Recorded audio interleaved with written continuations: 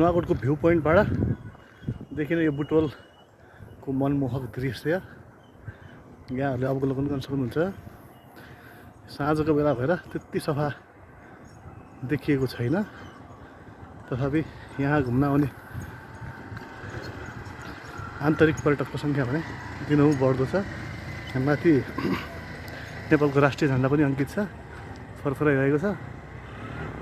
र यो मूल बाटो नुवाकोट जाने बाटो यहाँबाट यसरी आएर हजुरको यताबाट यता माथि लाग्न सकिन्छ। बाटो पिचै पिच छ, एकदमै बाटो एकदमै राम्रो छ।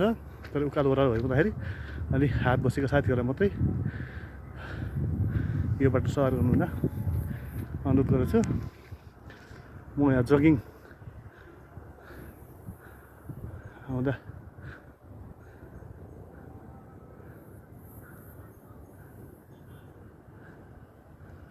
लिएको दृश्य हो।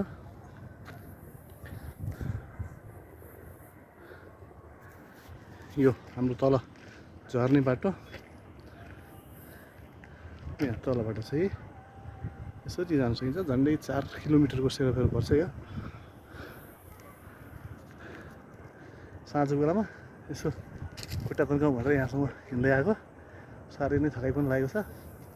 तर यो दृश्य बुटवलको दृश्य नि त देवीनगर जोइकोटीको महरघाट पुल पनि यहाँबाट देख्न सकिन्छ।